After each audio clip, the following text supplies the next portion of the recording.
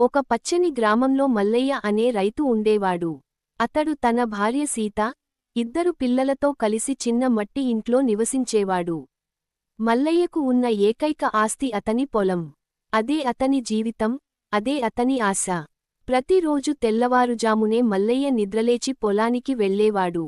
ఎండా, వాన, చలి అన్నీ అతనికి ఒకటే. సీత ఇంటి పనులు చూసుకుంటూ, భర్తకు భోజనం తయారు చేసి పొలానికి తీసుకెళ్లేది. పంట పనుల్లో కూడా ఆమె భర్తకు సహాయం చేసేది. భర్త, భార్య ఇద్దరూ కలిసి పనిచేస్తేనే వ్యవసాయం నిలబడుతుందని వాళ్లకు తెలుసు. కొన్ని సంవత్సరాలు వర్షాలు సరిగ్గా పడలేదు. అప్పులు పెరిగాయి.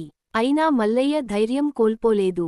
పొలం మనల్ని వదలదు, మనం పొలాన్ని వదలకపోతే అని తన పిల్లలకు చెప్పేవాడు. పిల్లలను బడికి పంపుతూ, వాళ్లు చదువుకుని మంచి జీవితం గడపాలని కలలు కనేవాడు. ఒక సంవత్సరం మంచి వర్షాలు పడ్డాయి. పంట బాగా పండింది. గ్రామమంతా పండుగలా మారింది. మల్లయ్య పొలంలో పంట కోత సమయంలో ఆనందం కన్నీళ్లుగా మారింది. తన కష్టానికి ఫలితం దొరికిందని అతనికి గర్వంగా అనిపించింది.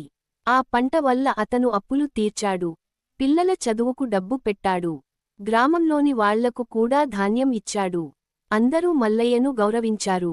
రైతు శ్రమ లేకపోతే గ్రామం బతకదని ఆ రోజు గ్రామస్తులందరికీ అర్థమైంది. ఈ కథ మల్లయ్య ఒక్కరిది కాదు. ప్రతి గ్రామంలోని ప్రతి రైతు కథ ఇదే.